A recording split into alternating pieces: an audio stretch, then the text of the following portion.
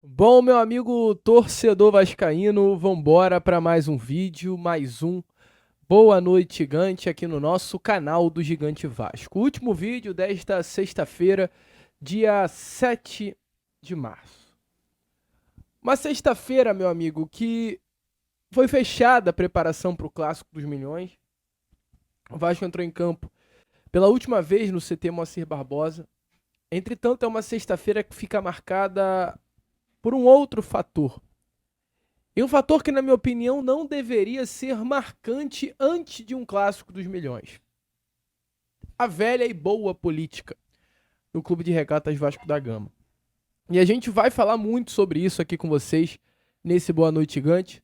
Vamos falar sobre Júlio Brandt e mais alguns participantes da chapa Sempre Vasco que renunciaram aos seus cargos no Conselho Deliberativo do CRVG nestas últimas horas. Vamos trazer inclusive as palavras do próprio Júlio Brandt. Vamos atualizar também a você, vascaíno, sobre a situação envolvendo a compra da Vasco da Gama SAF por parte do grego Evangelos Marinax. Vamos trazer algumas novidades importantes aqui a vocês. Enfim, temos muitas informações para trazer aqui neste Boa Noite Gigante. Entretanto, meu amigo torcedor vascaíno, antes de começar esse vídeo, antes de deixar todos vocês muito bem informados sobre o nosso Cruz Maltino, como sempre faço aqui no canal, quero dar as boas-vindas a todos vocês que estão chegando aqui pela primeira vez. Para quem ainda não me conhece, muito prazer, tá? Eu sou o Lucas, você está no canal do Gigante Vasco, esse daqui é o canal do torcedor vascaíno. Estamos aqui todos os dias, 3 vezes por dia, sempre com muita informação, com muita novidade, com muita vascainidade. Então curta, compartilhe, se inscreva e, como a gente sempre deixa muito bem claro, tá atrás das notícias do Vasco? Se inscreva no canal e deixe seu like. Vamos então começar aqui falando sobre o grego Evangelos Marinax. Marinax, meu amigo torcedor vascaíno, esse grego que de fato em tão pouco tempo encantou a totalidade da torcida Cruz Maltina.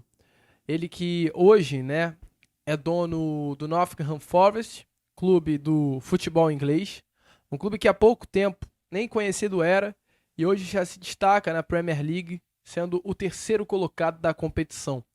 Além disso, também o grego é dono hoje do Rio Ave, clube do futebol de Portugal, a última aquisição de Evangelos Marinax, clube que nesse momento no Campeonato Português está aí na 10ª colocação.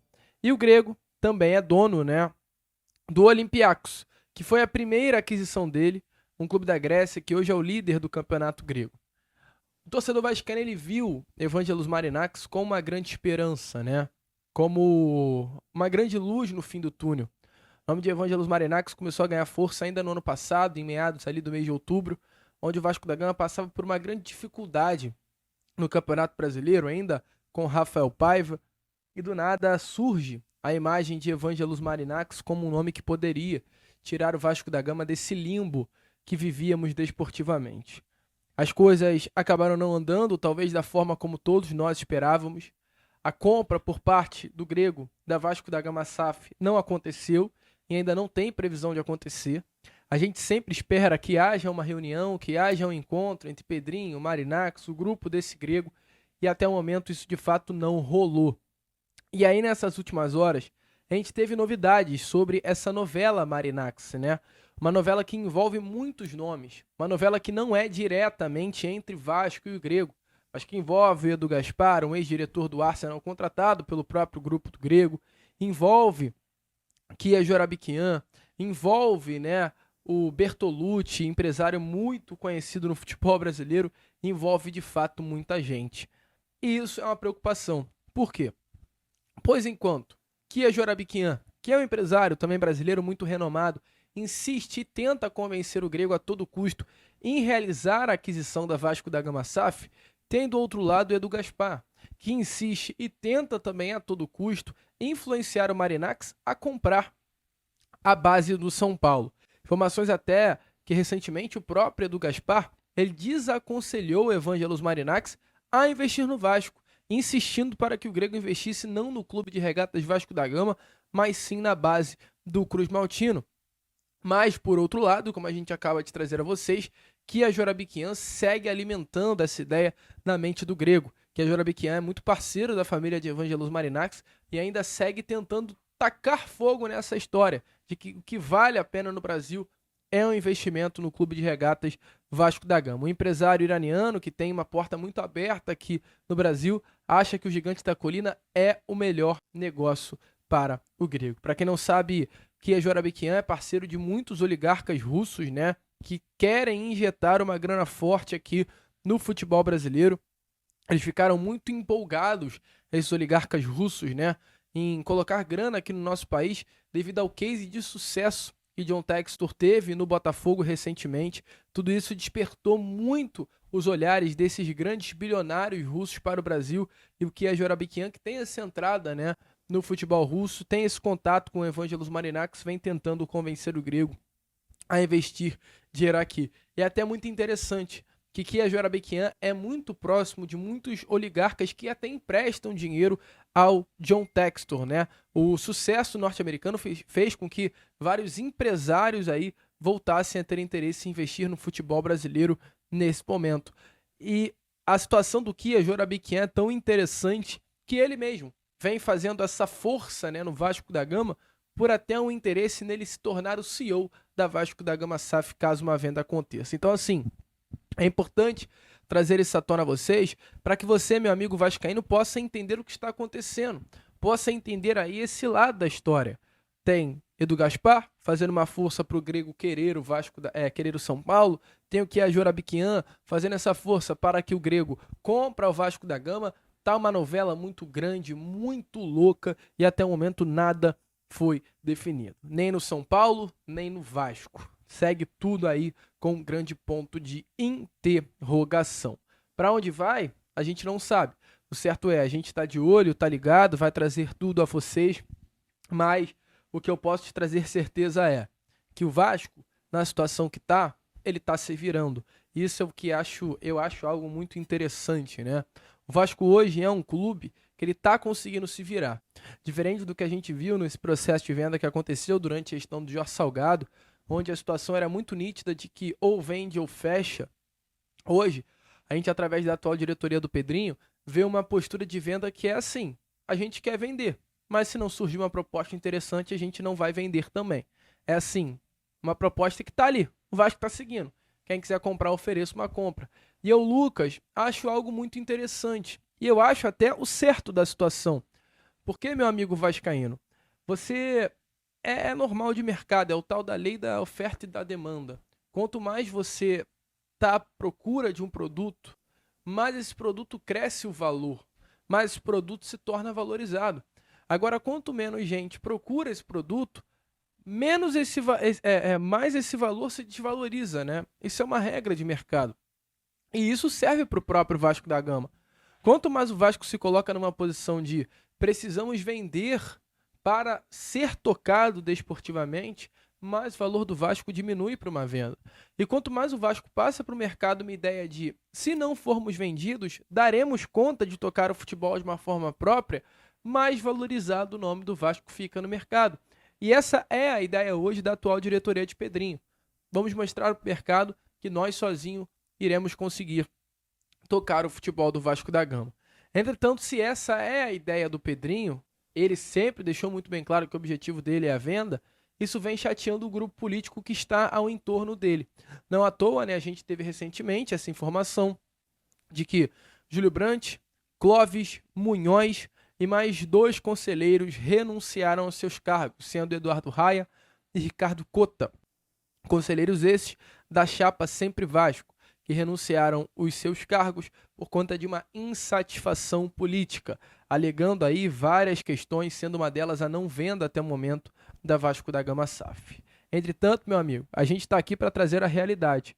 E é estranho que o mesmo Clóvis Munhoz, que reclamou na carta de renúncia de uma não venda, foi o mesmo Clóvis Munhoz que há pouquinho tempo atrás estava falando isso daí num podcast do nosso grande amigo e parceiro jornalista João. Falou de SAF pra caramba, mas eu acho que a gente não abordou um ponto importante. O que o senhor enxerga que a associação pode fazer para a SAF do Vasco? Qual o papel que você vê para Vasco Associativo hoje nesse universo da SAF do futebol? Comprar 21% da SAF. E ir para 51%? Claro, voltar a ser Vasco. Vasco é ex-Vasco, né, Jota? Eu não tenho nenhum prazer de dizer que eu sou... Eu sou o quê? Eu sou Vasco ou sou SAF? Eu quero ser Vasco de novo.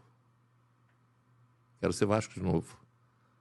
Entendeu? Quero poder, como o Vasco, com a torcida que tem, não merece ter 30% do Vasco contra 70% de um investidor. Com todo o respeito ao investidor. O investidor é frio, o investidor não tem coração. O investidor quer saber do lucro. Deu lucro, tá bom. Não deu, troca, vende, empresta, faz qualquer coisa.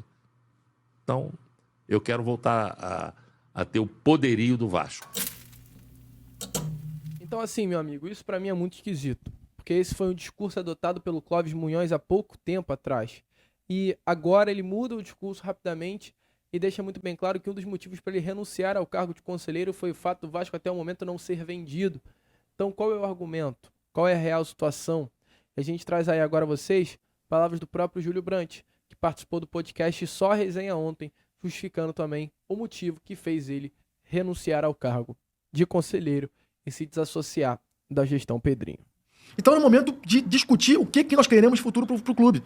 Por exemplo, eu não acho que a recuperação judicial seja necessariamente ruim, não é isso. Mas recuperação judicial você precisa ter dinheiro novo, pelo menos identificado. Por quê? Porque é o que vai fazer com que você vire um negócio que não está indo bem. Então quem entra em recuperação judicial, conceitualmente, entra falando de qualquer negócio. Entra porque o negócio não está bem.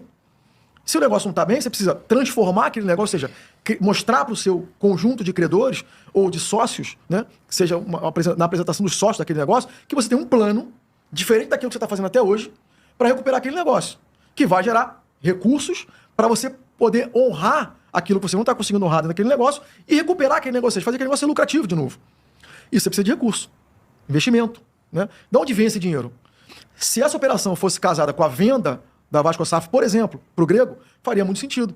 Né? Opa, está entrando o cara para comprar, a recuperação judicial da previsibilidade, da visão, da transparência do que tem de endividamento e que será pago para esse novo investidor. O investidor vai entrar com recurso, então está tudo certo. Está tudo casado, está de acordo com o futuro do clube. Não foi essa discussão. Pelo contrário, todos os sinais que são passados por essa gestão, e aí é nosso grande embate com o Pedrinho, né, com a gestão do Pedrinho, né, tem sido o contrário. Tem sido de adiar a venda com o discurso que não, nós estamos vendendo. Não vamos vender, não pode correr. Já andou com o Grego? Nada, não andou nada. Não pode correr. Tem várias conversas, mas efetivamente nada aconteceu. Pelo menos é o que se diz. Tá? E a gente também tem alguma informação outra de mercado. A gente também não tem conhecidos. Né? Então, assim, a conversa é sempre aquela. Não, vamos fazer. Vai demorar. Não pode ser rápido. Assim, não pode ser rápido, também não pode ser lento. Né? Quem quer vender, vai a mercado. Isso é mais velho que andar pra frente, pô. Quem quer vender, não tem proposta. Quem quer vender, não fica sentado esperando uma proposta. Quem quer vender, vai a mercado. O mercado tem um termo chamado roadshow. O que é roadshow? É aquele que quer vender, vai fazer eventos num país ou no mundo, apresentando o seu negócio para investidores. Expondo o seu negócio para investidores. É assim que o mercado funciona em qualquer indústria. No Pedrinho não vai inventar a roda, pô. Meu amigo vascaíno, e para completar também mais um pouquinho desse papo de Júlio Brandt, ainda no mesmo podcast, o Júlio Brandt deu a posição dele, a opinião dele sobre a postura da atual diretoria com relação à venda. Então, dê aí uma olhada nas palavras do sempre candidato à presidência do Vasco da Gama nas eleições de 17, 20 e 14, Júlio Brandt. Administração. Isso. Primeiro, assim, o Pedrinho não é administrador. Né? Assim, nenhum demérito a jogador de futebol, mas não é administrador. Então, isso é um ponto fato. Estou dizendo aqui uma questão factual, é uma realidade. Não tem experiência de administrar absolutamente nada. Então, esse é um ponto. Isso não quer dizer que ele não possa ser bem assessorado. Isso é outra questão. Né? Agora, a liderança faz diferença nas escolhas que é feita. Porque a capacidade de discernimento entre aqueles que assessoram, que colocam as questões para o tomador de decisão, no final das contas, quem tem que tomar a decisão é uma pessoa, com a análise e visão de várias pessoas. E aí, claro, essa hora a pessoa tem que ter capacidade de tomar decisões, entendendo os impactos que essas decisões vão trazer para o seu negócio, para a sua empresa ou para o clube. Né? E a decisão de entrar na justiça, de romper na justiça com a 777, e aí romper com a 77 está ok, e o contrato previa isso, e até hoje não consegue se entender. Por que não sentou-se à mesa para negociar um rompimento negociado no contrato, que é o normal? Ou seja, a primeira coisa que qualquer um faz quando vai terminar um negócio é sentar à mesa e negociar uma saída. Né? Não é entrar na justiça. A justiça é a última alternativa, não a primeira alternativa. Então isso nunca se entendeu, nunca ficou claro. Então, primeira coisa é a capacidade de gerir, de fato, um negócio, e isso falha nesse momento. Se a gente olhar o resultado do clube de lá para cá, tudo que foi prometido, né, de mudanças no clube não aconteceu. Né? Fala algumas, por exemplo. Reforma de São Januário ainda não aconteceu da maneira como tinha que acontecer. Até está andando, né, mas a última gestão, que é a gestão do Jorge Salgado, fez um trabalho. E aí eu era oposição, mas a gente tem que também dar o mérito a quem tem o mérito. Apesar de eu ter sido oposição ao Jorge Salgado e ter brigado com o Jorge Salgado muito na oposição, é mérito dele e da gestão dele, do Carlos Alberto Osório, o trabalho com a prefeitura, de conseguir destravar com a prefeitura a reforma de São Januário. E aquilo andou com uma velocidade impressionante, nós não vemos a mesma velocidade agora. Promessas foram feitas pela própria gestão do Pedrinho. Estou falando com a promessa baseada no que eles disseram, que no final do ano São Januário seria fechado para iniciar a reforma. Nós não vemos acontecer isso nem esse ano, quanto mais no ano passado. Então, provavelmente, pela complexidade dessa obra, a gente vai ver isso acontecer no ano que vem, não esse ano. Então, vamos falar de elenco. Né? As contratações feitas pelo elenco, o Clóvis pode falar um pouco sobre isso, também deixaram a desejar. Né? Se você olhar a espinha dorsal do que tem hoje, ela foi feita pela gestão anterior. A gente falava tão mal do último diretor de futebol e a espinha dorsal do time até hoje foi feita por ele. Né? As contratações feitas na última janela pelo Pedrinho foram pífias, na minha visão. E de outros também, tem tantas outras pessoas que criticaram, inclusive pessoas também que estiveram do lado do Pedrinho, criticaram as contratações feitas na última janela. Né? Contratações que foram caras, que trouxeram pouco resultado, ou nenhum resultado. Não vou falar nome de atletas aqui, mas é fato. Né? Então agora está tentando se corrigir. Então, do ponto de vista desportivo, também não foi aquilo que se dizia. Né? Porque são os conhecedores de futebol. Cadê o conhecimento de futebol? Né? A gente não teve isso, e não estamos vendo isso hoje. Né? Já estamos para um ano de gestão. Então esse é outro ponto. Né? E do ponto de vista da política do clube, a mesma coisa. Quer dizer, o que nós estamos observando um pouco um rompimento, né, de várias pessoas, como nós aqui, né, que sempre foram muito sólidas nas suas posições dentro do clube. Né? Tudo que a gente está criticando nessa carta que nós entregamos hoje no Conselho Deliberativo, para o presidente do Conselho Deliberativo no clube, tudo que nós colocamos nessa carta foi o que nós criticamos na gestão do Eurico, por exemplo. Né? Falta de profissionalismo, contratação de empresas de amigos, contratação de parentes, contratação de amigos próximos, pagamentos de dívida de pessoas próximas, coisas que na época nós criticávamos incessantemente na gestão do Eurico. Quer dizer, tivesse o Eurico feito metade do que está sendo feito agora, estaríamos todos batendo fortemente no Eurico. Então a gente tem que ter coerência. Né? E aqui nós estamos colocando nossa coerência na mesa. Né? Quando esse grupo que está aqui, que é um grupo, de novo, o Clóvis tem 35 anos só de médico do Vasco. Né? 57, 56 anos? De frequentar o Vasco, 68. 68 anos de clube. Né? Raia também não sei quantos anos de clube. Minha família inteira foi meu pai, minha mãe, meu irmão, sócio do clube. Né? Você sabe bem disso. Então, nós temos uma história no Vasco. E quando nós decidimos brigar por isso, era por isso que a gente, por valores, não somente pela política, que muitas vezes não entende isso. Né? A gente está brigando aqui por valores. E fosse o Eurico a fazer o que nós vimos ao longo do tempo, por exemplo, a tratoragem na aprovação da recuperação judicial, por exemplo, né? Com um debate extremamente limitado, feito... Essa agora? Feito correndo em uma sessão e meia de votação no Conselho Deliberativo, sem isso estar sendo divulgado nas redes sociais do clube. Meu amigo vascaíno, então fica essa dúvida. Será que essa é a postura do Pedrinho? Será que o Pedrinho quer ou não quer a venda da Vasco da Gama SAF? Para trazer um pouquinho agora das palavras do atual presidente. Isso foi o que ele disse à TNT Esporte, numa entrevista recente. E como isso está nesse momento? Você já falou várias vezes que proposta... Quer dizer, da última vez que a gente entrevistou, você falou que proposta efetiva... Nenhuma. Tem mais NGs assinados porque os outros NGs assinados também são com fundos. Então, assim, pelo que a gente está entendendo, que eu acredito que possa ter o desejo de alguns investidores terem o desejo realmente de comprar as ações e ser um investidor do Vasco. E tem outros que são fundos que gostariam, de repente, de participar como um investimento. Né, assim, de fazer um empréstimo, mas nenhum deles falou nada sobre nada. tem os NDAs assinados, a gente está esperando uma possível reunião com um possível investidor, mas sempre com muita transparência. Mas se você reparar, até na questão que você falou, Aline, sobre as críticas, que quando a gente não ganha os jogos, volta assim, o Pedrinho não quer vender. Quando ganha os jogos, fica silêncio. Então, assim, eu só peço que pro torcedor tenha calma para escolher e saber quem ele está ouvindo, porque já dá para perceber quem é a favor do Vasco e quem se diz vascaíno e não fala a verdade sobre o Vasco. Então, assim, eu sempre deixei muito claro. Só que, assim, eu não posso esperar um investidor cair do céu. O meu papel eu faço. Passo todos os números, todos os dados, todas as informações através do NDA assinado. Tudo que eu tenho que fazer para estimular a venda, eu faço. Agora, eu tenho um clube para tocar. Porque se o investidor não aparecer... Então, tá fazendo a recuperação judicial, porque... Não, tá fazendo a recuperação judicial porque eu tenho que fazer. Porque se o Vasco não fosse SAF, se não existisse SAF, se fosse associação e eu entrasse e encontrasse agora, esse seria o remédio para as dívidas. Então, o que eu estou fazendo é pro Vasco, que eu chamo de um Vasco só, que é o Vasco SAF, a associação, é reestruturar as dívidas. Isso não tem nada a ver com o investidor, não. Pelo contrário, se o investidor chegar, além de estar tudo arrumado, ele vai acelerar os processos, que aí é um mundo maravilhoso. Meu amigo vascaíno, muita loucura, muita confusão, Vasco sendo Vasco, a política do Vasco sendo a política do Vasco, tudo isso às vésperas de um clássico dos milhões. Olha, meu amigo, é até difícil de falar alguma coisa. Qual é a sua opinião?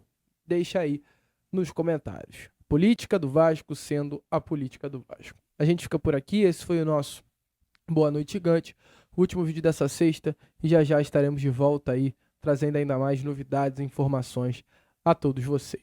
Vamos que vamos, amanhã no Acorda Vascão volte para a gente trazer muito sobre esse clássico dos milhões, que irá acontecer amanhã às 5h45 da tarde. Vamos que vamos, vascaíno, curta, compartilhe, se inscreva, e como a gente sempre fala aqui no canal, saudações vascaíno.